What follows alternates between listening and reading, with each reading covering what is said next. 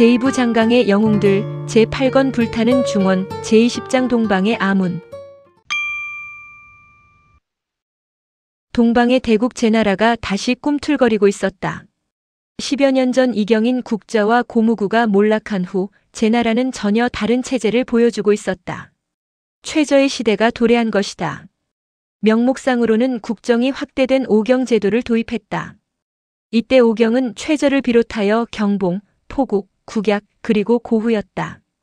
경봉은 성맹자의 정부였다가 국좌에게 살해된 경극의 아들이다. 최저로서는 다루기 쉬운 경봉을 경의 반열에 끌어올림으로써 국정 동반자로 삼은 것이다. 포국은 발꿈치가 잘리는 형벌을 받은 포견의 아우였다. 노나라에 살고 있던 그를 데려다 포씨 일족의 계승자로 삼았다. 역시 최저로서는 포숙의 후광을 입고 있는 포씨 일족을 자기 편으로 끌어들이려는 의도에서였다. 국약은 성맹자에게 피살당한 국좌의 차남이다. 장남인 국승은 역시 국좌가 죽은 직후에 살해되었다. 이 현장을 목격한 국약은 노나라로 망명했으나 나중에 재영공의 명에 따라 귀국하여 국씨 집안의 계승자가 되었다. 국가 원훈의 집안을 몰살시킬 수는 없다. 이런 명분이었으나 제나라 전체에 고루 퍼져 있는 국씨 일족을 무마하기 위한 정치적인 제스처에 지나지 않았다. 고무구의 아우인 고후가 제5경에 오른 것도 같은 맥락에서다. 오경의 정치적 성향을 분석하면 최저를 기준으로 볼 때 경봉과 포국은 친최 노선이었고 국약과 고후는 반최 노선이라고 할 수 있었다. 그러나 국약과 고후가 멸족 직전에서 구제된 것을 감안하면 그들로서는 대놓고 최저의 뜻을 거역할 입장이 되지 못했다. 그러면서도 겉으로는 고루고루 권력을 분배한 모양새를 갖추었다. 최저는 그만큼 치밀한 계산하에 조각을 단행했던 것이다. 또 한 사람 빼놓을 수 없는 인물이 있었다. 안약이었다. 안약은 망명사족이기 때문에 제나라 내에 탄탄한 기반을 갖추고 있지는 못했다. 그러나 인품이 중후하고 외교를 비롯한 행정 능력이 뛰어난 데다가 늘 중립적인 위치를 고수하고 있었다. 특히 잘못된 점이 있으면 군주에게도 경대부들에게도 간언을 서슴지 않았다. 어쩐지 함부로 대할 수 없는 사람. 제나라 제상자리에 올라 국정을 한 손에 장악한 최저였지만 안약의 말과 행동의 만큼은 신경을 기울이지 않을 수 없었다. 그를 완전히 내 사람으로 만들 수는 없을까? 최저는 오랫동안 고심하다가 한 가지 생각을 떠올렸다. 공을 세우게 하자. 안약의 약점이라면 집안이 보잘것없다는 점이었다. 대부라면 시급을 가지고 있어야 한다. 그러나 그는 망명했을 당시 받은 손바닥만한 영지가 고작이다. 그나마 그것도 고씨 일족의 땅이다. 고고가 살아있을 때는 많은 도움을 받았지만 고고가 죽은 이후로는 별다른 관계를 맺지 못하고 있었다. 오히려 최저의 도움을 받는 형편이다. 자기 나름의 버젓한 영지를 소유하는 것이 안약의 가장 큰 바람일 것이다. 영지는 아무나 소유하는 게 아니다. 나라에 큰 공훈을 세워야 받는 것이다. 영지를 하사받을 만큼의 큰 공훈이란 무엇인가? 전쟁에서의 승리. 그것이 가장 빠른 방법이다. 전쟁에 나가 이기고 돌아오면 일약 공신의 반열에 오른다. 영지를 받고 가문을 탄탄하게 구축한다면 안약의 영향력은 지금보다 더욱 커질 것이요. 그런 계기를 최저가 마련해준다면 안약으로서는 최저를 은인으로 여기지 않을 수 없을 것이다. 그러나 전쟁은 위험도 따른다. 이기면 다행이지만 지면 몰락으로 이어진다. 전쟁터에서 죽을 수도 있다. 그것은 안약의 운에 맡길 수밖에. 이런 면에서 최저는 냉혹한 사람이라고 할 수 있었다. 즉각 물밑 작업에 착수했다. 제나라 동쪽에 내라는 나라가 있었다. 지금의 산동 반도 밑동에 위치한 땅이다. 예부터 제나라는 내나라와 깊은 관계를 맺고 있었다. 내나라의 역사는 오래되었다. 은나라가 하왕조를 무너뜨릴 때 성탕을 도왔다는 기록이 있는 것으로 보아 아주 오래전부터 산동성 일대에 거주한 것이 분명하다. 은왕조 시대에는 어엿한 제후국으로 활약했다. 제나라가 등장하기 전까지는 동방의 지배자로 명성을 떨치기도 했다. 그런 내나라가 역사 무대의 한 귀퉁이로 쫓겨난 것은 강태공이라 불리는 태공망 여상 때문이라고 할 수 있었다. 주무왕은 무력으로서 은왕조를 무너뜨렸는데 그때 은왕조의 대부분 후예들은 동방으로 도망쳤다. 단순한 도망이 아니라 재기를 위한 도망이었다. 그들은 은왕조의 호의적이었던 내나라 사람들을 설득하여 주왕조의 반기를 들었다. 주왕실이 가장 유능한 인물이자 혁명의 1등 공신인 태공망을 동쪽으로 보내 제나라를 세우게 한 것도 바로 이 때문이라고 할 수 있었다. 동의를 토벌하고 그 땅을 그대 영지로 삼아라. 사마천의 사기에 이와 관련한 재미난 일화가 있다. 주모왕으로부터 영구를 봉지로 받은 태공망은 부임지를 향해 떠났는데 그 여정이 매우 느긋했다. 도중에 한 여관에 들었을 때 그곳 주인이 태공망에게 넌지시 말했다. 때를 얻기는 어려워도 잃기는 쉽다고 합니다. 손님께서 잠자는 것을 보니 매우 편안하군요. 손님께서는 영구로 부임하는 사람 같지가 않습니다. 이런 주의를 받고 나서야 태공망은 정신을 차리고 밤을 도와 달려서 영구에 당도했다. 이때 내나라가 침공해왔다. 태공망은 그들과 치열한 전투를 벌인 끝에 가까스로 내나라 군을 물리쳐 영구를 차지하고 제나라를 열 수 있었다. 이를테면 지금의 제나라 영토는 내나라를 침략하여 얻은 땅인 것이다. 내나라 입장에서 보면 불공대천의 원수다. 사이가 좋을 리 없었다. 우선 내나라를 정벌하심이 어떨는지요?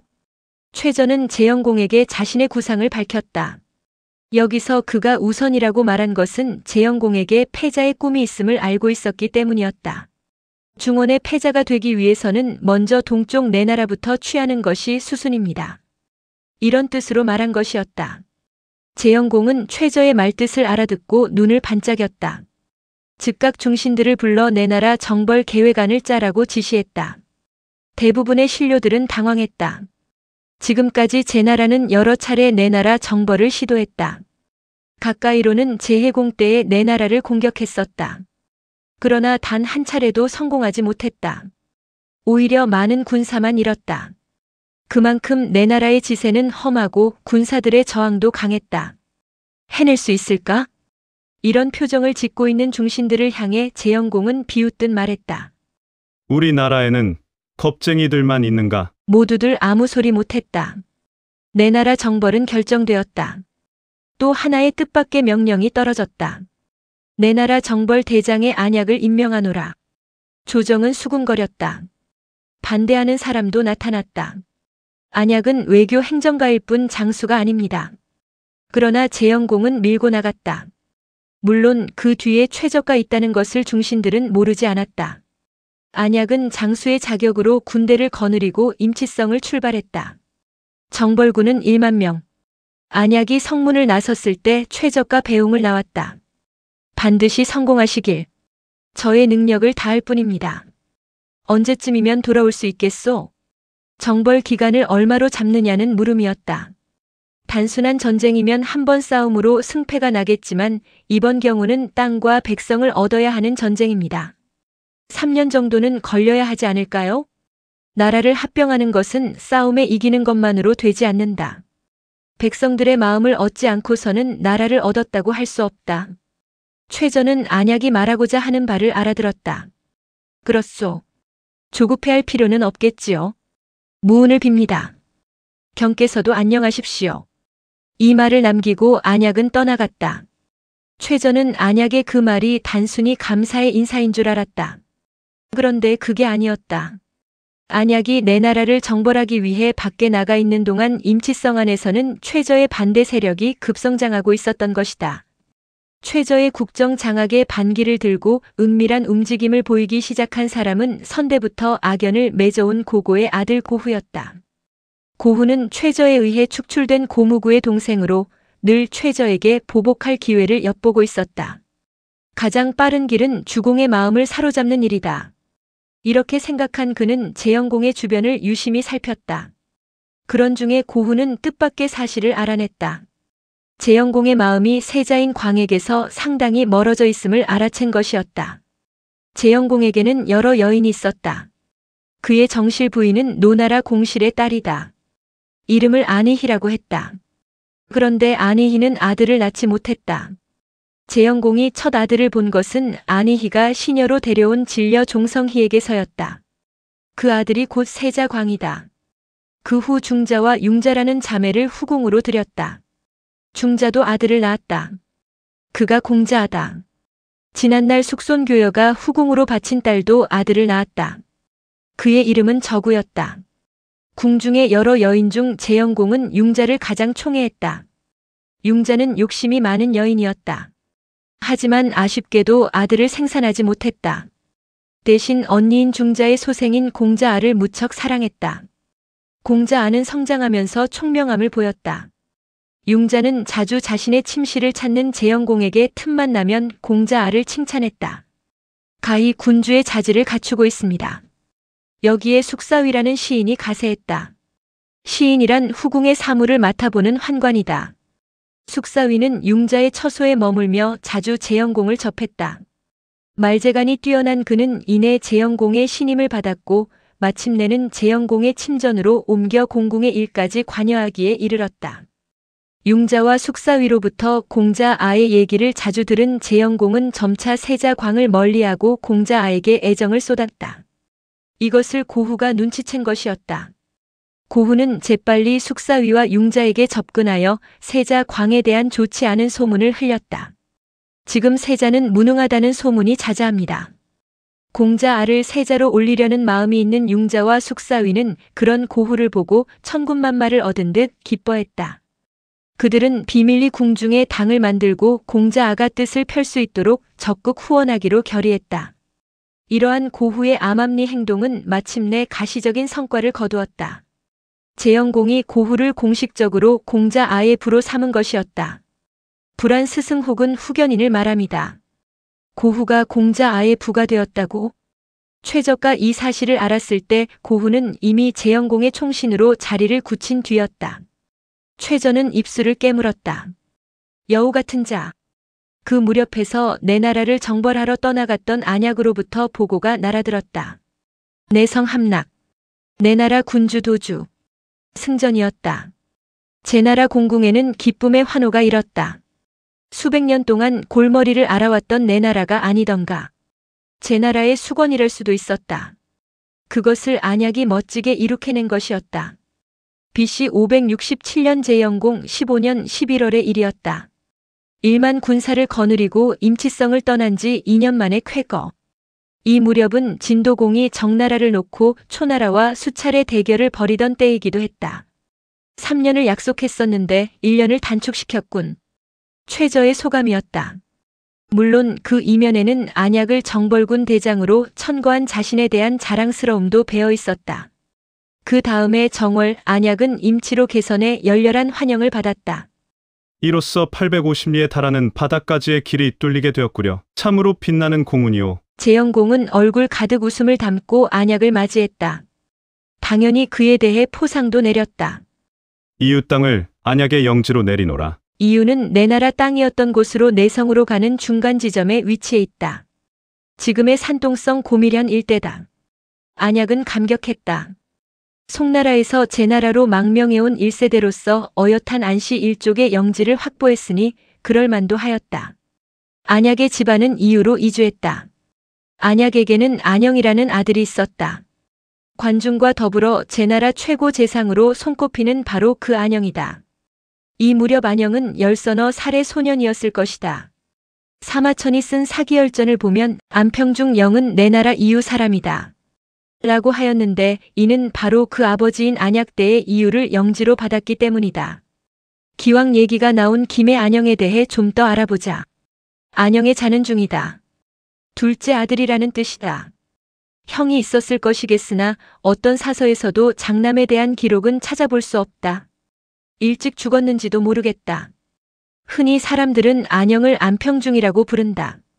여기서 평은 아마도 시호인 듯 싶다. 안영의 출생과 관련하여 다음과 같은 일화가 전해온다. 안영은 태어났을 당시 몸이 몹시 작고 허약하여 울음조차 제대로 터뜨리지 못했다. 모두들 며칠 못 가 죽을 것으로 생각했다. 그런데 그 갓난아기는 죽지 않고 살아났다.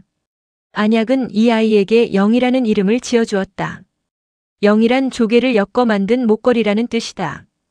옛날에는 갓 태어난 계집아이에게 이 목걸이를 걸어주었다. 조개를 생명력의 상징으로 보았던 모양이다. 그래서 갓난 계집아이를 영아라고도 한다. 안약이 자신의 아들에게 영이라고 하는 계집아이 이름을 지어준 것은 주술적인 면이 강하게 작용한 때문이 아닐까? 만일 그랬다면 안약의 이 축원은 대단한 효험을 거둔 셈이다.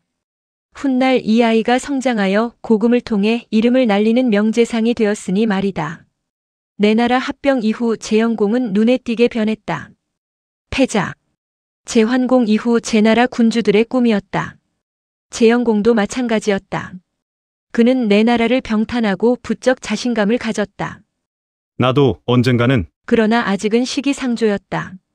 무엇보다도 서방의 강대국 진나라의 기세를 꺾을 수 없었다. 그 무렵 진도공은 많게는 1년에 서너 차례씩, 적게는 1년에 한 번씩 제후들을 소집하여 회맹을 가졌다. 대부분은 초나라의 동맹국을 치는 일 때문이었다. 이것이 재영공에게는 여간 안 잊고 온 게 아니었다. 첫 패공을 탄생시킨 동방의 대국으로서 자존심 상하는 일이었다. 여기까지는 야심을 품은 제후로서 얼마든지 있을 수 있는 일이다. 그런데 재영공은 이 연합군의 참여를 공실의 일과 교묘히 연관시켰다. 세자 광이 나 대신 참석하라. 자신의 대리인으로 세자 광을 내보내는 것이었다. 그 수행자로서는 세자 광의 태부이자 재상인 최저가 임명되었다.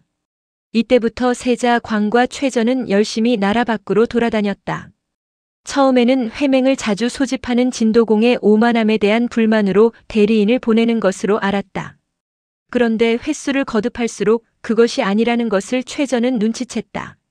이게 뭔가? 세자를 전쟁터에서 죽게 하려는 수작이 아닌가? 전장이란 위험한 곳이다. 자칫하면 죽거나 포로가 되는 것이 전쟁인 것이다. 그런 전쟁의 다음 후계자인 세자를 한두 번도 아니고 대여섯 차례나 내보내고 있다는 것은 분명 세자를 위해하려는 음모라고밖에 할 수 없었다. 이런 음모를 눈치챈 사람은 최저 한 사람만이 아니었다. 안약도 재영공의 위험한 놀이의 저희를 간파했다. 싸움에서 공을 세우지 못하면 세자와 그 수행자는 자연히 무능하다는 소문이 나돌겠지요. 지나가는 말투로 던진 안약의 말에 최저는 정신이 번쩍 들었다. 주공은 세자뿐만 아니라 나까지도 염두에 두고 있는 것인가? 이렇게 생각되자 최저의 머릿속으로 하나의 얼굴이 떠올랐다. 누런 이를 드러내며 웃는 고후의 얼굴이었다. 이 무렵 제나라 수도 임치성 안에 이상한 유행 하나가 급속도로 번지고 있었다. 이른바 장부의 치장이었다. 궁 아니고 바뀌고 여인들이 남자 복색을 한 채 활개쳐대고 있었다. 도성 안의 시장에서는 남성용 장신구가 날개 돋친 듯 팔려나갔다. 이러한 현상은 제나라 사람들의 자유분방한 성격을 말해주는 것일 수도 있으나 달리 해석하면 제나라 공실의 어지러움을 상징하는 유행일 수도 있었다. 실제로 남장 여인이 유행하게 된 배경을 추적하면 그 원인은 제나라 임금인 재영공, 아니 그의 애첩인 융자에게 있었기 때문이었다. 융자는 이름에서 알 수 있듯이 북융 출신의 여자였다. 활달한 풍속을 배경으로 성장했다. 게다가 천성까지 거리낄 것 없는 그녀는 어느 때부터인가 궁중 의상을 벗어버리고 남자들이 입는 활동복을 즐겨 입기 시작했다. 그것을 재영공이 보고 몹시 기뻐했다. 그 뒤로 장부의 치장은 궁중 여인들에게로 번졌고 마침내는 성 안의 모든 여인들까지 너나 할 것 없이 남성용 장신구를 착용하고 거리를 나돌아다니는 것이었다. 그런데 역사는 참 묘하다. 이 유행이 엉뚱하게도 안영을 역사 전면으로 등장시키는 매개가 될 줄이야. 장부 복색으로 치장한 여인들이 거리마다 가득한 것을 본 제나라의 뜻있는 신료들이 재영공을 찾아가 간했다. 복장의 어지러움을 용납해서는 안 됩니다. 여인들이 남장을 하는 것은 남녀의 구별을 잃는 것이요 비속입니다. 또한 재정의 낭비이기도 합니다. 장부의 치장을 법령으로 금하십시오. 재영공이 보기에도 남장 여인들의 수가 너무 많았던 모양이다. 재영공은 신료들의 간언을 받아들여 여인들의 남장을 법으로 금지했다. 그런데 이상했다. 그날 이후로 보이지 않아야 할 남장 여인들이 여전히 거리를 활개치고 있는 것이었다. 오히려 더 늘어나는 추세였다. 신료들은 다시 재영공에게 간했다. 장부의 치장이 사라지지 않은 것은 법령을 시행하는 관리들이 태만하기 때문입니다. 관련 부처의 관리들에게 엄정하게 법을 시행하라 이르십시오. 재영공은 다시 명을 내렸다. 남장 여인을 발견하는 대로 옷과 띠를 베어라. 한 사람의 위반자라도 남아있으면 단속하는 관리들을 벌주겠다. 그날 임치성 거리 여기저기서는 진기한 광경이 벌어졌다. 단속 관리들에 의해 겉옷과 허리띠가 잘린 여인들이 속옷을 드러낸 채 교성을 내지르며 질주해대는 광경이었다. 이 정도면 다 사라졌겠지. 관리 책임자는 이렇게 생각하고 다음날 거리로 나가보았다. 그러나 그는 놀라지 않을 수 없었다. 남장 여인의 수가 전날보다 더 많아져 있는 것이었다. 이게 어찌 된 일인가? 눈을 부릅뜬 관리 책임자는 다시 수하들을 다그쳤다. 거리에서는 또 한바탕 난리가 벌어졌다. 칼을 든 관리들은 남장 여인들을 쫓고 관리를 발견한 그녀들은 괴성을 질러대며 날렵하게 도망쳤다. 이러한 광경은 다음 날도 또 그 다음 날도 계속해서 벌어졌다. 이 사실을 보고받은 재영공은 분노했다. 감히 나라의 법을 무시하다니. 그러나 뾰족한 대안이 없었다. 관리 책임자를 파직시킨 것이 고작이었다. 후임 책임자가 들어섰지만 거리에는 여전히 장부의 치장이 유행하였다. 재영공으로서는 뜻하지 않은 고민거리가 생긴 것이었다. 이럴 즈음 안영은 20대 초반의 청년으로 성장해 있었다. 어릴 적의 영향 때문인지 키는 작았다. 육척이 채 안 되었다. 그러나 눈빛만은 총명과 예지로 가득 차 있었다. 어느 날 그는 아버지 안약을 따라 궁으로 들어가 재영공을 아련할 기회를 가졌다. 재영공이 경대부들과 그 자제들을 초청하여 점심 식사를 하기로 한 것이었다. 그 무렵은 남장 여인들이 더욱 기승을 부리는 때라 재영공의 얼굴은 퍽 어두웠다. 식사를 마치고 환담을 나누는 자리에서 그 문제가 대두되었다.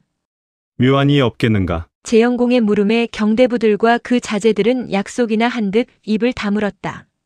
예민한 사안이기 때문이었다. 더욱이 그 문제로 인해 재영공의 기색은 무척 사나워 있었다. 잘못 말했다가는 오히려 재영공의 분노만 살 것이 뻔했다. 이럴 때는 입 다물고 가만히 앉아 있는 것이 보신의 처세다. 라고 그들은 마음속으로 중얼거렸다. 그때였다.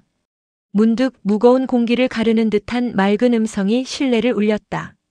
황공하오나 제 생각을 말씀드리겠습니다. 너무나 생기에 찬 음성이라 사람들은 깜짝 놀라 목소리의 주인공을 찾아 눈길을 돌렸다. 이제 막 출사하여 행정부서의 말단 관리로 일하는 안영이었다.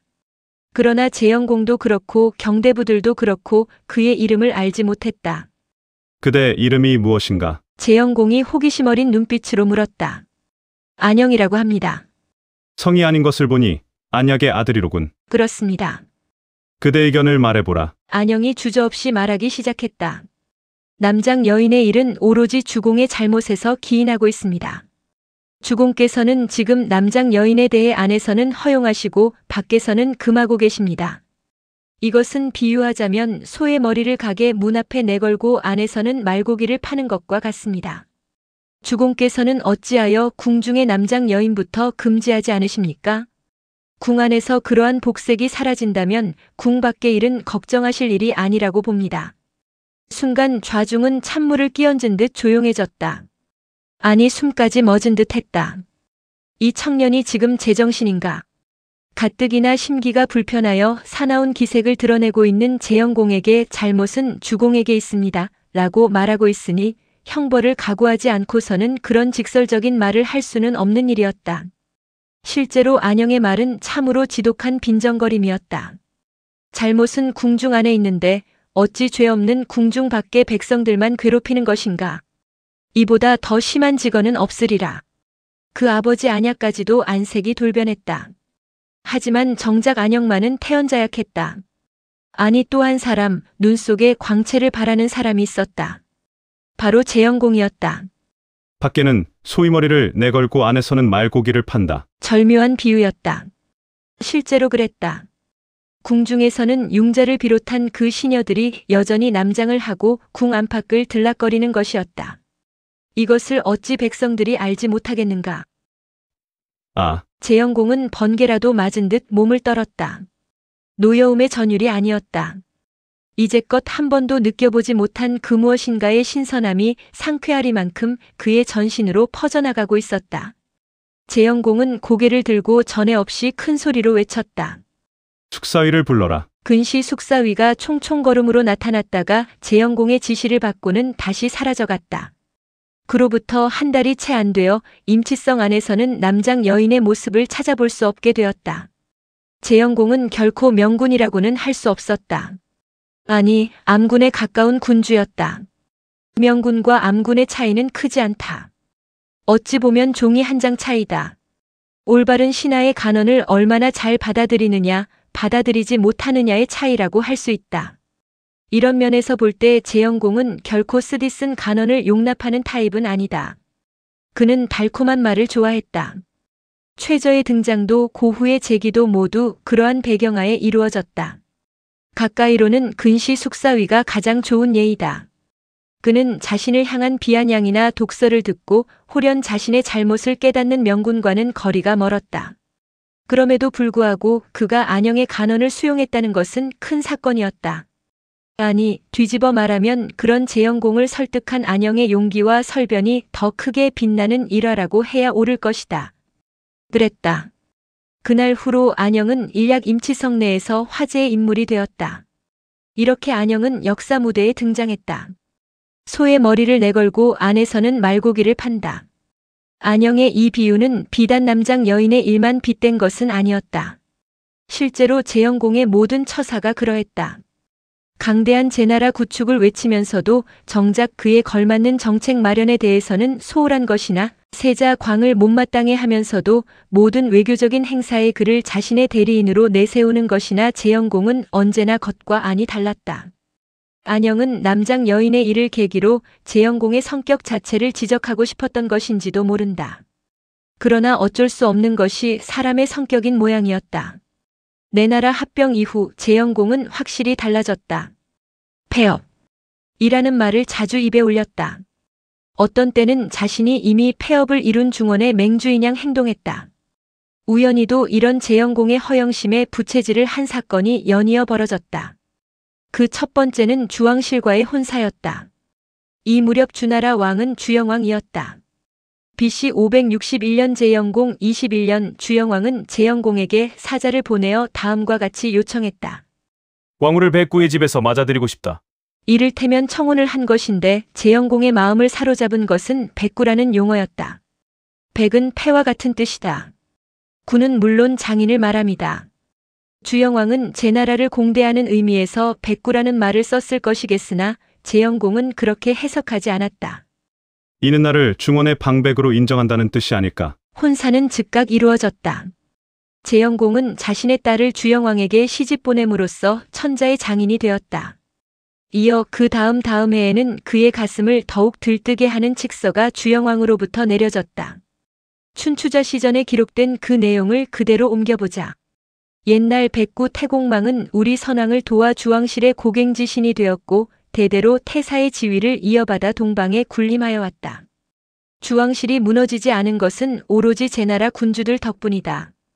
이제 내가 그대 환 재영공의 이름에게 명하노니 그대는 태공망이 정한 법전에 따라 선조의 공적을 계승하여 그들의 명예를 더럽히지 말라. 부디 신중하라. 나의 명을 저버리지 마라. 한마디로 태공망이나 제환공이 이룩한 폐업을 다시 구축하여 주왕실을 보좌하라는 것이었다. 바꾸어 말하면 진나라를 대신하여 중원의 맹주가 되어달라는 부탁이었다. 나아가서 진나라를 치라는 밀명일 수도 있었다. 이것은 제나라에게 있어 확실히 큰 사건이요 힘이었다. 주영왕의 이런 칙서가 내려진 이후 재영공은 물론 그 신료들도 확실히 들떴다. 최저도 고후도 안약도 얼굴이 상기되었다. 주왕실은 진에 대해 불만이 크다. 천자의 마음이 떠난 이상 진의 시대는 끝이다. 지금까지 진나라는 제나라에게 있어 동맹국의 맹주였다. 따라서 주적은 초나라였다. 하지만 이후부터는 달라질 수밖에 없다. 우리의 적은 진이다. 재영공과 신하들의 가슴은 뜨겁게 끓어올랐다. 이와 때를 같이하여 위원공이 제나라로 망명해왔다. 이 또한 재영공을 고무시키기에 충분했다. 천하가 나에게 의지하고 있다. 단순한 망상이라고만도 볼 수 없었다. 위나라라면 진나라와 매우 가까운 사이다. 신하가 군주를 쫓아내는 행위는 패륜이다. 그 패륜을 응징하기 위해서라도 위원공은 진으로 망명하여 도움을 청했어야 했다. 그런데 위원공은 어디를 선택했는가? 보라, 우리 제나라로 오지 않았는가? 제영공이 위원공의 망명을 반긴 또 하나의 이유는 진과 대결하기 위한 명분이 생겼다는 점이었다. 지금의 중원 분위기로 보아 주왕실의 명만으로 진나라를 치기에는 명분이 약했다. 그러나 위나라의 일을 명분으로 삼으면 얼마든지 당당하게 군사를 일으킬 수 있는 것이다. 이런 면에서 위원공의 제나라 망명은 제영공의 가슴속에 숨겨져 있는 야심의 불씨에 기름을 부어넣은 격이 되었다. 어느덧 제나라 수도 임치성에는 전운이 감돌기 시작했다. 최저도 고후도 당쟁을 중지했다. 패자국으로 가는 길. 그 길목에 서 있지 않은가. 최저는 자신의 능력을 한껏 발휘했다. 세작들을 밀파하여 진나라에 대한 정보를 속속 입수했다. 진우가 병상에 누웠습니다. 최저의 눈이 반짝였다. 내읍에 머물러 있는 위원공에게 사자를 보냈다. 내는 내 나라 도성이었으나 제 나라에 합병된 후로 내읍으로 강등되었다. 진의 도움을 요청하십시오. 솔림보의 폐륜을 진나라에 호소하여 나라를 찾아달라고 부탁하라는 것이었다. 위원공은 최저가 시키는 대로 진나라 강성에 밀사를 파견했다. 그러나 결과는 불가였다. 밀사는 진나라 재상 순원의 말을 그대로 전했다. 우리 주공께서 몸이 아파 군대를 낼 형편이 못 됩니다. 예상했던 대답이었다. 최저는 회심의 미소를 짓고 제영공의 처소로 향했다. 제영공은 뒤틀리는 웃음을 머금으며 중얼거렸다. 군주를 쫓아낸 나라를 응징하지 않는다니. 진나라는 맹주 자격이 없다. 내가 어찌 이런 기회를 놓칠 수 있을 순가. 마침내 제영공은 자리를 차고 일어섰다. 병차와 군사를 동원하라. BC 558년 제영공 24년 여름의 일이었다. 그런데 제나라 군대가 공격 목표로 삼은 나라는 진나라도 아니요, 위나라도 아니었다. 이웃인 노나라였다. 우리가 멀리까지 원정할 필요는 없겠지요. 적을 우리 가까이로 끌어들이면 승산은 훨씬 높아집니다. 진나라는 멀다. 강성까지 진격하려면 위나라를 경유하지 않으면 안 된다. 군사들도 피로해지겠지만 무엇보다도 군량 보급선에 차질이 생긴다. 최저는 이러한 문제까지 치밀하게 구상했다. 반면 노나라는 가깝다.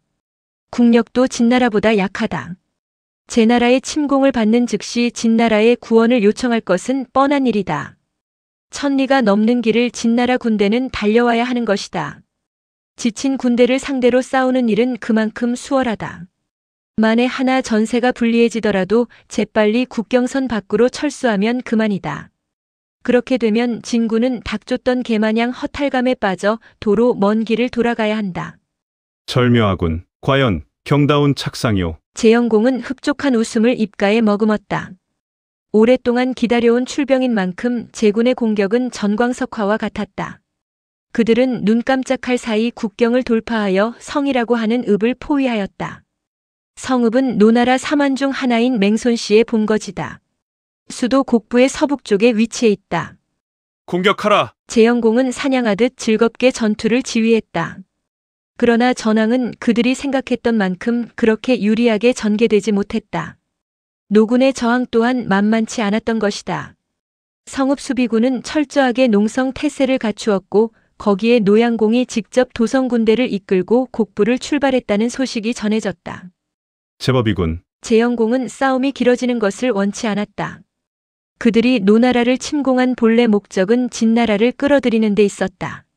그런데 진나라는 움직일 기미를 보이지 않았다. 노나라 일에 신경 쓸 겨를이 없을 만큼 진도공의 병이 깊어진 게 분명했다. 미끼를 물지 않는데 공연히 줄다리기를 할 필요는 없겠지. 제영공은 진나라가 움직이지 않을 거라는 판단이 서자 미련 없이 군대를 후퇴시켰다. 겨울로 접어들면서 제나라의 반가운 소식 하나가 전해졌다. 진우가 죽었다고 합니다. 진나라 군주라면 진도공을 말합니다. 14세의 어린 나이에 즉위했다. 재위 15년이니 이제 겨우 29살이다. 그런데 죽은 것이다. 진문공 이후 진나라 전성시대를 열었다는 평가를 받는 명군이다. 그런 진도공이 죽었다는 것은 맹주 탈환을 노리는 제나라로서는 손뼉을 칠 만큼 기뻐할 일이었다. 강성 소식은 계속해서 날아들었다. 진도공의 아들 표가 새 임금에 올랐다. 그가 진평공이다. 진도공의 재위 기간을 감안하면 진평공 역시 나이가 어렸을 것이 분명하다. 이듬해 여름과 가을 두 차례에 걸쳐 제나라는 다시 군대를 내어 노나라 성읍을 침공했다. 역시 진나라의 개입을 노린 출병이었다. 이번에는 노나라도 당황했다. 급히 상경 숙손표를 진나라 강성으로 보내 원병을 요청했다. 그러나 진나라 재상 겸 원수인 순원은 고개를 저으며 대답했다. 우리 주공께서 아직 탈상하지 않았으므로 군대를 내기가 곤란합니다. 이 소식이 알려지면서 노나라 군대는 갑자기 용맹해졌다. 원군은 없다. 라는 절박한 상황이 그들을 악에 바치게 한 것이 분명했다. 성읍의 수비를 책임지고 있던 맹속이란 장수가 500결사대를 이끌고 재영공의 본진을 향해 저돌적으로 돌진해왔다. 이때 재영공 또한 진나라가 노나라의 원군 요청을 거절한 사실을 알고 있었다. 다소간 맥이 빠졌다. 군사와 군량을 소모해가며 노나라와 싸워야 할 이유가 없어진 것이다. 게다가 노나라 결사대가 죽기를 각오하고 덤벼들기까지 하질 않는가. 맹속의 험악한 돌진을 보자 재영공은 두려움이 일었다.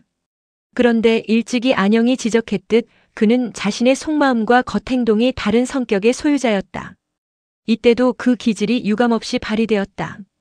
저 장수는 꽤나 용맹을 탐하는 차로구나. 내가 달아남으로 해서 저 장수의 이름이 후세에 남는다면 내가 어찌 달아나는 것을 주저하리오. 전투를 두려워해서 달아나는 것이 아니라 맹속의 명성을 떨쳐주기 위해 달아나겠다는 것이다. 여유라면 여유요, 멋이라면 멋이었다.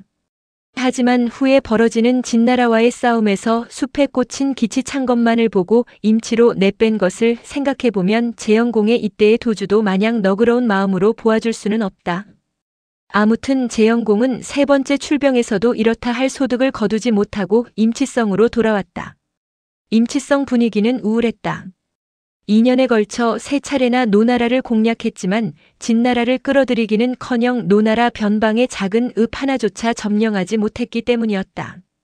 너무 깔보았는가? 재영공도 최저도 말은 하지 않았지만 반성의 마음이 일었다. 군대를 재정비했다. 겨울 동안 식량을 쌓고 병차대를 훈련시켜 전력을 강화했다. 이듬해 가을 재영공은 또 노나라 땅을 침공했다. 네 번째 출병이었다. 3군 중 1군은 재영공이 친히 이끌고 나가 성읍의 서북 쪽에 위치한 도라는 읍을 포위했고 다른 1군은 고후가 지휘하여 성읍의 동북 쪽에 있는 방읍을 포위했다. 나머지 1군은 최저의 지휘하에 임치를 수비하여 만일의 사태에 대비했다. 이번에는 제군의 움직임이 여느 때와 달랐다. 특히 고후가 이끄는 군대가 선전했다. 그들은 방읍을 포위하자마자 노나라 수비대장인 장견을 사로잡는 전과를 올렸다. 뒤늦게 노군이 그를 구하러 달려왔으나 제군은 이미 그곳에서 철수하고 난 뒤였다. 적장을 사로잡았다는 보고에 재영공은 의기양양했다. 그는 노나라에 대해 자신의 위용과 도량을 보여주고 싶었다. 그래서 그는 포로가 된 장견을 위로한답시고 내시관 숙사위를 보내 말했다. 그대는 포로가 된 것을 수치스러워하지 말라. 내 그대가 부끄러움을 이기지 못하고 자결할까 염려되어 사람을 보내노라. 그런데 이것이 오히려 장견의 수치심을 불러 일으키는 결과가 되고 말았다. 제나라 군주는 상대를 전혀 배려하지 못하는 군주다. 사인 나에게 어찌 내시관을 보내 위문하는 예를 베푸는 것인가. 적어도 장수급 정도는 보내야 하지 않겠는가. 제후는 반드시 큰 수모를 당하리라. 장견은 불같이 노하여 뜰에 놓여있던 끝이 뾰족한 막대기로 자신의 상처를 찔러 스스로 목숨을 끊었다. 노나라 사람이 얼마나 예를 중시하는가를 한눈에 알 수 있는 대목이다. 이에 반해 제나라 사람들은 자유분방하다. 모든 것이 실리적이다. 장견의 자결 소식을 들은 재영공은 고개를 갸웃거렸다. 예와 목숨을 바꾸다니. 노나라 사람은 참으로 알 수 없구나. 내가 숙사위를 보내 위로한 것이 그토록 잘못이란 말인가. 안약은 예의 밝은 사람이니 그에게 물어보리라. 그때 안약은 최저와 함께 임치성을 지키는 임무를 띠고 있었기 때문에 그곳에 나와 있지 않았다. 사람을 임치성으로 보냈다. 얼마 후 심부름꾼이 돌아와 뜻밖의 말을 전했다. 안약 대부가 세상을 떠났습니다. 뭐, 안약이 죽었다고? 재영공은 자신도 모르게 자리에서 일어났다.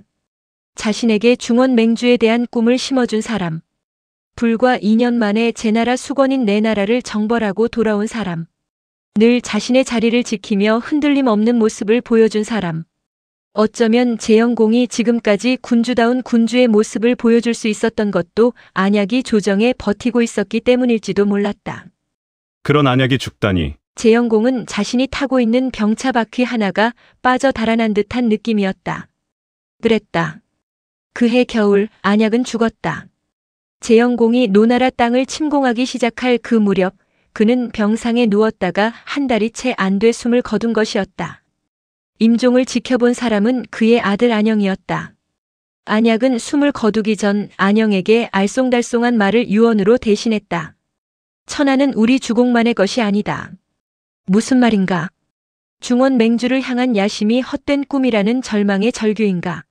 아니면 중원 맹주를 노리는 제후들이 많이 있으니 신중하라는 재영공에 대한 최후의 간언인가? 그것도 아니라면 천하 폐업을 향한 길이 그만큼 어려우니 주공을 잘 보필하라는 안영에 대한 가르침인가? 재영공은 도에 대한 포위를 풀고 즉각 임치로 귀환하여 친히 그 장례에 참석했다. 시호를 내렸다.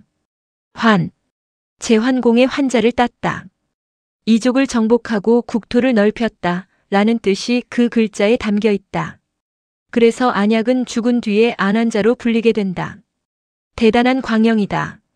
안약의 아들 안영은 아버지의 원리원칙 정신을 충실히 이어받았다. 그는 빈장에서부터 시작하여 본장에 이르기까지 예법에 벗어나는 일은 하나도 하지 않았다. 춘추자 시전을 쓴 좌구명은 이때 처음으로 안영을 등장시키는데 그 내용이 바로 안영이 행한 상례에 관한 것이었다. 제나라 안환자가 세상을 떠났다. 그 아들 안영은 굵은 삼배옷을 입고 삼으로 꼰띠를 머리와 허리에 둘렀다. 죽장을 짚고 집신을 신었으며 음식은 죽만을 먹었다. 상주는 움막에서 지내며 거적 위에서 잠자고 풀뭉치를 베개로 삼았다. 집안의 노인이 말하였다. 그건 대부가 지킬 상례가 아니네. 안영이 대답했다. 그렇다면 경의 자리에 있는 사람이 대부의 상례를 행하겠지요. 아마도 이 무렵에는 장례가 매우 사치스러웠던 모양이다. 즉 서민은 대부의 예에 따라 상례를 치르고 대부는 경의 예에 따라 장례를 지냈다. 그런데 안영은 원리원칙대로 대부 신분에 맞는 상례를 취했다. 당시 현실로서는 서민들이 취하는 상례인 셈이다. 이것을 본 집안 노인이 못마땅했던지 상주 안영에게 충고했다. 대부 신분인 그대는 어찌하여 경이 취하는 상례를 행하지 않는 것인가? 그러자 안영이 대답했다. 이것이 대부의 상례가 아니라면 다음날 경으로 있는 누군가가 대부의 상례를 행하겠지요. 내가 지금 취하는 상례가 대부의 상례가 아니라면 훗날 누군가 정신이 제대로 박힌 경이 나타나 자기 신분에 맞는 상례를 취하겠지요. 라는 뜻이다. 안영은 이렇게 대답함으로써 당시 사치와 허영에 빠진 제나라 사람들에게 일침을 가한 것이라고 볼 수 있다. 안약이 죽은 다음에 즉 BC 555년 재영공 27년 여름 재영공은 다시 노나라 북쪽 변경을 침공했다. 5번째였다. 출병하기 앞서 재상 최저와 악영 고후 사이에 다소간 의견 차이가 있었다. 이번에야말로 진나라가 출격할 것이다. 따라서 3군 모두 노나라 땅으로 진격하기로 했다. 여기까지는 두 사람의 의견이 일치되었다. 문제는 텅 빈 임치성을 누가 지키느냐였다. 당연히 세자 광이 남아서 도성을 지켜야 합니다. 최저의 주장이었다. 반면 고후는 공자 알을 내세웠다. 세자가 도읍에 남는 경우는 없습니다. 공자 알을 남겨 도성 수비를 맡기고 세자는 주공의 곁을 지키게 해야 합니다. 두 의견에 대해 재영공은 명쾌하게 답변을 내렸다. 공자 알을 남긴다. 최저는 불쾌했다. 아니, 불안했다. 진나라 출병이 확실시되는 이 마당에 후사인 세자를 전쟁터로 끌고 나가다니. 그러나 그 문제로 다툼을 벌일 상황이 아니었다. 앞으로 닥쳐올 진나라와의 대전에서 승리를 거두는 것이 급선무였다. 마침내 제군은 세 길로 나누어 노나라 땅으로 쳐들어갔다. 고후가 이끄는 1군이 가장 먼저 진격했고 그 다음으로 재영공이 지휘하는 1군, 마지막으로 최적과 후군이 되어 임치성을 떠났다. 진나라 군대가 출병하리라는 최저의 예상은 들어맞았다. 그 무렵 노나라는 이미 진나라에 원병을 요청한 상태였고 진나라 강성에서는 이에 대한 논의가 구체적으로 진행되고 있었다. 진나라 중신들은 두 가지 측면에서 흥분하고 있었다. 하나는 5차례나 노나라를 침공함으로써 노골적으로 진나라를 중심으로 한 동맹 체제를 깨뜨리려는 제나라에 대한 분노였다. 또 다른 하나는 신임 군주 진평공의 거상을 핑계로 지금까지 원군 파병을 피해온 중군 원수 순원에 대한 조롱과 멸시였다. 역대 재상 중 지금 재상이 가장 무능력하다. 이런 험담이 공공연히 순원의 귀에까지 들려왔다. 그럴 때마다 순원은 괴로웠다. 그는 이미 4년 전 진나라와의 전투에서 마음에 큰 상처를 입은 바 있었다. 그때 하군 대장 난염이 자신의 명령에 불복하고 제멋대로 철군함으로써 그는 졸지에 12개 연합군의 제후들이 보는 앞에서 바보가 된 적이 있었던 것이다. 그때 일은 정말 나의 실수다. 그는 철저히 자신을 반성했다. 그 후로 자신의 명예를 되찾기 위해 필사적인 각오를 다졌다. 그런 중에 제나라가 진나라의 반기를 들고 노나라를 침공하는 사건이 벌어졌다. 중신들은 즉각적인 출병을 요구했다. 그러나 순원은 그때마다 고개를 저었다. 주공께서는 상중이요. 이것이 거절의 명분이었으나 실제로는 전력의 축적이었다. 지금까지 진나라는 정나라를 차지하기 위해 많은 군량과 전력을 소모했다. 그것을 보충할 필요가 있었다. 하지만 이제는 충분하다. 진도공에 대한 진평공의 거상도 끝났다. 때 맞추어 제나라가 또 노나라를 침공했고 노나라는 사신을 파견하여 원군을 요청했다. 이번만큼은 모든 사람들이 깜짝 놀랄 정도로 순원의 결단은 빨랐다. 지금까지의 우유부단한 모습은 전혀 찾아볼 수 없었다. 노나라를 도와서 제나라를 공격합시다. 뿐만 아니었다. 노나라를 비롯하여 송, 위, 정, 조나라 등 11개 동맹국 제후들에게 사자를 급파했다. 10월에 노나라 제수가에서 회합을 갖고 제나라를 토벌합시다. 진나라 수도 강성은 아연 활기를 띄었다. 이제 남은 것은 군대를 발진시키는 일뿐이었다. 꿈이란 정말로 미래를 암시하는 예언인가? 진나라 군대가 강성을 출발하기 며칠 전 중군 원수 순원은 꿈을 꾸었다. 꿈속에서 그는 천재를 보았다. 천재는 전상에 앉아 여러 죄인들을 꿇어앉히고 재판을 벌이고 있었다. 궁전뜰에 꿇어앉은 죄인들 속에는 전 군주 진여공도 있었고 난서도 있었고 정활도 있었다. 또 순원 자신도 그 속에 끼어 있었다. 소송인은 진여공이었고 피소송인은 난서, 순원, 정활이었다. 진여공이 일어나 자기가 죽던 당시의 상황을 천재에게 호소하자 천재가 세 사람을 굽어보며 말했다. 너희들도 할 말이 있으면 해보아라. 난서가 먼저 변명했다. 진여공을 죽인 사람은 정활이었습니다. 그러자 정활이 일어나 소리쳤다. 저는 난서가 시키는 대로 했을 뿐입니다. 저는 억울합니다. 천재가 판결을 내렸다. 당시 정권을 잡고 있던 사람은 난서였다. 그러므로 군주를 죽인 원흉은 난서다. 앞으로 5년 안에 난서의 자손은 멸망하리라. 진여공이 또 일어나 순원을 노려보며 소리쳤다. 순원 또한 주모자입니다. 이에 천재가 판결했다. 순원을 참수하라. 천재의 말이 떨어지자마자 진여공이 날이 큰 창을 들어 순원의 목을 후려쳤다. 꿈속에서도 순원은 소스라치게 놀랐다. 얼른 두 손을 내밀어 떨어지는 목을 받아들고 문 밖으로 달아나다가 마침 그 앞을 지나는 경양 땅에 사는 무당고를 만났다. 꿈은 거기까지였다. 이상하기 짝이 없는 꿈이었다. 목이 떨어지는 꿈을 꾸다니.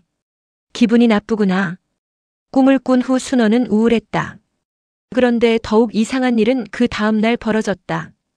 궁으로 들어가는 도중 우연히 거리에서 꿈속에서 보았던 경양 땅의 무당고를 만난 것이었다. 경양은 도성인 신강 서남 쪽에 있는 읍이다. 바로 순씨의 시급이다. 아니, 순원은 무당고를 보자 간밤의 꿈을 떠올리고 크게 놀랐다. 무당고도 순원을 보고 그 앞으로 다가왔다. 그대가 여기 웬일인가? 어젯밤 이상한 꿈을 꾸었습니다. 그래서 경을 뵈러 올라오는 길입니다. 그대가 꾸었다는 꿈이? 순원은 자신의 꿈 이야기를 들려주었다. 혹시나 하는 예감은 들어맞았다. 무당고도 같은 내용의 꿈을 꾼 것이었다. 순원은 불안한 표정으로 물었다. 괴이한 일이다. 이것이 무슨 뜻인지 그대는 아는가? 무당고는 생각에 잠겼다가 대답했다. 죽은 이들의 원혼이 붙었습니다. 경께서는 이번 원정길에 죽을 것입니다. 순원은 가슴이 뜨끔했으나 내색하지 않고 다시 물었다. 내가 장차 동쪽을 칠 것인데 그 싸움에서 패배한다는 뜻인가? 그렇지는 않습니다. 동방에서의 싸움은 경의 뜻대로 이루어질 것입니다. 그 말을 듣자 순원의 눈에 활력이 되살아났다. 제 나라를 쳐서 이길 수만 있다면 나는 죽어도 한이 없다. 그는 이번에야말로 자신이 무능한 원수가 아니라는 것을 모든 진나라 사람들에게 보여주고 싶었던 것이다. 며칠 뒤 순원은 진평공과 함께 삼군을 거느리고 대망의 제나라 정벌길에 올랐다. 거의 같은 무렵 제나라 군대는 노나라 공격을 중지하고 군대를 재정비하고 있었다.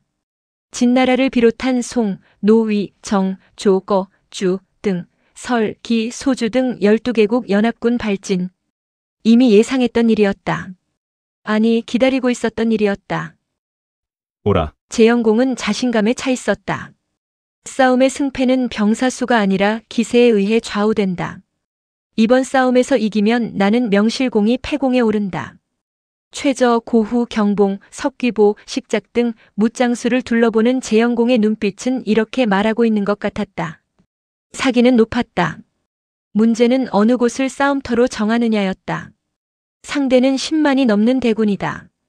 반면 제군은 그 절반인 5만 병력이다. 정면 대결로서는 승산이 없다. 이긴다 하더라도 희생이 크다. 최저는 수백 번의 가상 전투 끝에 이렇게 말했다. 지세가 험한 화부주산이 좋을 듯 싶습니다. 화부두산이라면 지난번 재경공께서 진나라와 싸워 패한 곳이 아닌가. 재영공의 이마에 주름살이 깊이 패었다. 못마땅하다는 표정이다. 기다렸다는 듯이 고후가 나서서 다른 안을 내놓았다. 화부주산은 불길한 곳입니다. 평음이라면 능히 대군을 맞이하여 싸울 수 있습니다. 평음은 대읍이다.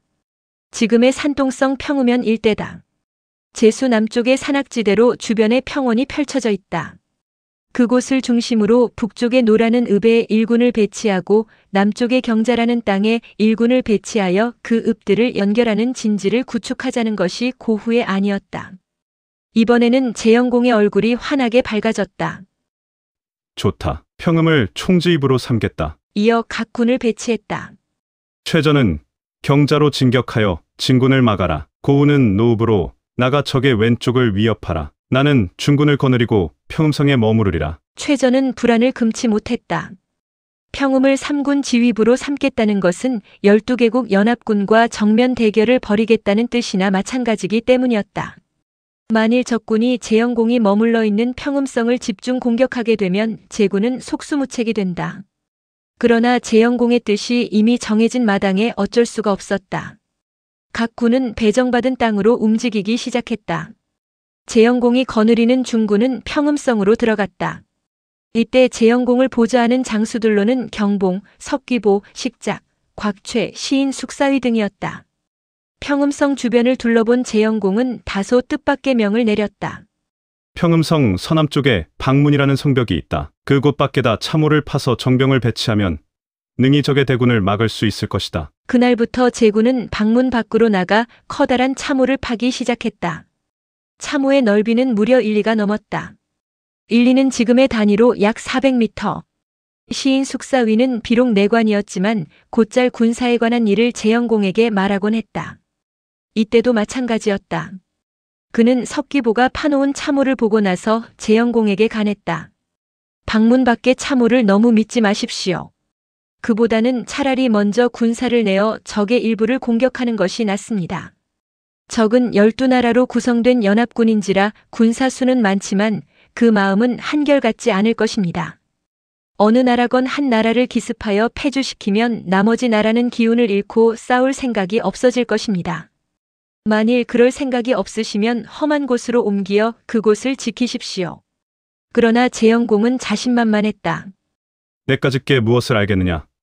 저렇게 깊고 넓은 참호가 있는데 어찌 적군이 이곳을 넘볼 수 있으려. 순원이 이끄는 12개국 연합군은 제수가의 경량이라는 곳에 집결해 있었다. 방문 밖에 참호를 파놓았다고. 순원은 범계를 불렀다. 이때 범계의 직위는 중군 좌장, 원수를 보좌하는 임무를 띠고 있다. 순원으로부터 제군의 동정을 들은 범계는 낮은 어조로 중얼거렸다. 제공의 각오가 대단하군요. 감탄하고 있을 때가 아니오. 묘책이 없겠소? 각오라면 순원 또한 만만치 않았다. 진나라 사람들로부터 공공연히 무능한 원수라는 소리를 듣고 있는 그였다. 이번 원정에 임해서는 경양 땅의 무당고로부터 죽을 것이라는 예언까지 들었다. 죽음으로써라도 나의 명예를 회복하리라. 범계는 그러한 순원의 마음을 읽기라도 한 듯 빙긋 웃음을 지었다. 묘책이랄 것도 없습니다. 제게 이미 적의 대군을 물리칠 방안이 마련되어 있으니 원수께서는 너무 심려하지 마십시오. 그대의 생각을 듣고 싶소. 적은 지금 세 곳에 나뉘어 진을 치고 있습니다. 노읍에는 고후가 방비하고 있고 경자라는 곳에는 최적과 방어망을 구축하고 있습니다. 그러나 원수께서는 이들에 대해 신경 쓰실 필요 없습니다. 먼저 조무, 한기 등 상군과 등 설나라 군대로 하여금 노읍을 공격해 하고 위강과 난영이 이끄는 한군과 조기, 소주의 군대로는 경자를 공격해 하십시오. 그러면 자연적으로 평음성에 머물러 있는 제공은 고립됩니다.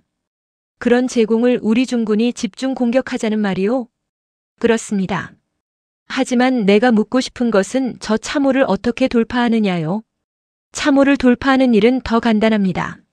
원수께서는 돌격하기 전에 짐 싣는 수레에다 나무와 돌을 가득 실어 참호 속으로 밀어 넣으십시오. 이렇게 사흘간을 퍼부으면 방문의 참호가 제 아무리 깊다 한들 어찌 메워지지 않을 수 있겠습니까? 그늘에 쌓여있던 순원의 얼굴이 환하게 밝아졌다. 그는 자신도 모르게 범계의 손을 잡았다.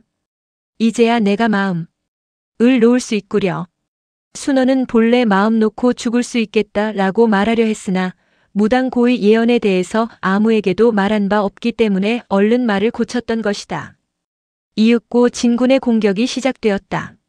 진평공과 순원은 후방으로 물러나고 중군 좌장 범계가 실질적인 지휘봉을 잡았다.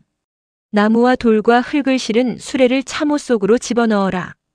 범계의 명령이 떨어짐과 동시에 진나라 중군 병사들과 송, 정나라 군사들은 일제히 방문을 향해 진격했다. 참호 안에 배치되어 있던 제나라 군사들이 활을 쏘아댔으나 수레를 앞세우고 달려드는 진군의 돌격을 막기에는 어림도 없었다. 이윽고 첫 수레가 참호 속으로 빠졌다. 그 뒤를 이어 두 번째, 세 번째 수레도 참호 속으로 사라졌다. 이렇게 사흘간을 계속해서 나무와 돌과 흙을 메워 넣은 동안 참호는 어느새 평지로 변해버리고 말았다. 범계는 다시 명령을 내렸다. 병차대는 돌격하라. 구름 같은 먼지가 일었다. 진나라 중군 병사들과 송, 정나라 연합군은 마음 놓고 병차를 몰아 방문 성벽을 지키고 있는 제군들을 도륙했다. 방문 수비대장 석기보는 성난 파도와도 같은 진군의 공격을 막아낼 수 없었다. 그는 반 이상 사상자를 내고 평음성 안으로 도주에 들어갔다. 그 와중에 대부인 공자가가 미처 빠져나오지 못하고 포로로 잡혔다. 노나라 병사들과는 전혀 다릅니다. 석기보는 숨을 헐떡이며 보고했다. 재영공은 그제야 최전하 숙사위의 말대로 정면으로 싸워서는 진군을 당해낼 수 없음을 알았으나 때는 이미 늦었다. 최저와 고우군을 출동시켜라. 그러나 연이어 날아드는 급보는 재영공의 마음을 또 한 번 어둡게 하였다. 최저 군대는 진나라 하군과 대치 중입니다. 경자에서 한 발도 움직일 수 없다는 전갈입니다. 고후군 역시 진나라 상군에게 포위를 당해 고읍을 떠날 수 없다고 합니다. 재영공은 절망했다. 평성을 철저히 지키는 수밖에. 농성태세를 갖추어라. 한편 방문 성벽을 점령한 범계는 진평공과 순원에게 승리를 보고한 후 즉각 다음 작전에 돌입했다. 그는 이미 제군의 동요와 사기 저하를 알아차렸다. 굳이 군사를 희생시켜가며 평음을 공격할 필요도 없다. 그날 밤 범계는 공자가가 갇혀있는 군막을 찾아갔다. 지난날 공자가는 사신의 자격으로 강성을 방문한 적이 있기 때문에 범계로서는 친분이 있는 사이라고 할 수 있었다. 그는 공자가를 위로한답시고 은근히 말을 흘렸다. 어쩌다 진나라와 제나라가 싸우는 지경이 되었는지 모르겠소. 하지만 너무 걱정 마시오. 조만간 그대 군주는 우리에게 항복할 테니까 말이오. 그게 무슨 말입니까? 그대와 친분이 있어 하는 말이오만 사실 우리 주공께서는 이미 노나라와 거나라, 제후에게 명하여 각각 1,000승의 병차로 하여금 임치성을 공격하게 했소. 며칠 후면 임치성이 함락될 것이고 그러면 싸움은 끝나는 게 아니겠소? 그대는 고생스럽더라도 조금만 참으시오. 범계의 말에 공자가는 속으로 기겁했다. 제 나라 운명이 결정되는 일이 아닌가. 범계가 돌아간 뒤 공자가는 주변을 살폈다. 마침 군막을 지키는 병사가 꾸벅꾸벅 졸고 있었다. 그는 발소리를 죽여 그곳을 탈출하여 평음성으로 달려갔다. 모씨, 2,000승의 병차가 임치성으로 향했다고. 재영공의 얼굴은 하얗게 질렸다. 물론 공자가가 전해준 범계의 말은 거짓말이었다. 그러나 제1수비선이 무너진 지금 그 사실 여부를 탐지할 수 있는 능력도 정신적 여유도 재영공에게는 없었다. 그는 그 말을 곧이곧대로 믿었다. 자리에서 일어나 좌우를 왔다 갔다 했다. 임치가 함락되면 나는 어디로 돌아갈 것인가? 곁에 있던 내시관 숙사위가 다급히 물었다. 공자에게 알려야 하지 않겠습니까? 여기서 공자라 하면 임치 수비를 맡은 공자아를 말함이었다. 즉시로 평음성 뒷문이 열리고 수레 한 대가 빠른 속도로 빠져나갔다. 공자아에게 위급을 알리는 파발이었다. 아버지 재영공의 승리를 낙관하고 있던 임치성의 공자아 또한 2,000승의 적군이 기습할 것이라는 말을 듣고 대경실색했다. 모든 대부들을 불러보아 긴급회의를 열었다. 얼마나 놀랐으면 염악에서 거상 중인 안영에게도 입궐 명령을 내렸을까. 그러나 안영은 공궁으로 들지 않았다. 상주의 자리를 뜨지 않겠다는 뜻에서였다. 대신 가제를 시켜 말을 전하게 했다. 병차 2,000승의 군대가 기습한다는 것은 적이 우리를 동요시키려는 수작입니다. 그러나 우리 주공께서는 본래 겁쟁이인지라 반드시 도망쳐 올 것입니다. 공자께서는 놀라지 마시고 사람을 보내어 도망치지 말라고 말을 전하십시오. 여기서 주목할 것은 우리 주공은 원래 겁쟁이라는 말이다. 안영은 평생 동안 군주에 대해 여러 차례 직간을 한 사람으로 유명하다. 그중 대표적인 직간 중에 하나가 바로 이 말이다. 사기도 춘추자 시전도 모두 이때의 말을 기록하고 있는 것으로 보아 당시 사가들이 안영을 얼마나 높게 평가하였는가를 짐작해 볼 수 있다. 어쨌거나 우리 주공은 원래 겁쟁이라는 말은 웬만한 용기가 아니고서는 감히 할 수 없는 고언이요 지독스런 비판이 아닐 수 없다. 도망치지 마십시오. 안영의 이 간언은 가제를 통해 공자아에게 전달되었고 다시 사자를 통해 평음성의 재영공의 귀에까지 들어갔다. 물론 며칠이 지나서였다. 아마도 그 사이 평음성의 상황에 아무런 변동이 없었더라면 재영공은 안영의 말에 자극을 받아 허둥지둥 도망치는 꼴 사나운 행동은 보이지 않았을 것이다. 그러나 임치성의 사자가 평음에 당도했을 때는 상황은 이미 다르게 변하고 있었다. 아니, 좀 더 정확하게 말하면 변한 것이 아니라 변한 것처럼 보였다. 그 무렵 진나라 중군 좌장 범계는 거짓 풍문으로서 제군을 동요시키는 것만으로는 부족하다고 느꼈음인지 또 다른 계책을 내어 재영공을 현혹시키고 있었던 것이다. 허장성세. 그랬다. 범계는 중군 사마 장군신을 시켜 평음성 주변의 숲과 못에다 기치창검을 가득히 꽂아두었다. 또 풀로 만든 허수아비에 갑옷을 입혀 빈 병차마다 올려앉히고 그 병차 뒤에 가지가 무성한 나무를 비끄러매어 마구 달리게 했다. 아울러 산골짜기마다에는 장수의 깃발들을 무수히 꽂아두었다. 그것은 마치 거대한 괴물 하나가 두 개의 앞다리를 높이 치켜들고 당장에라도 평음성을 덮칠 듯 노려보고 서 있는 광경이었다. 유제주의 평설 열국지는 총 12권 3부로 이루어져 있으며 현 시점 2분의 1 정도의 읽기가 진행되고 있습니다. 다음에는 제21장 불타는 임치성입니다.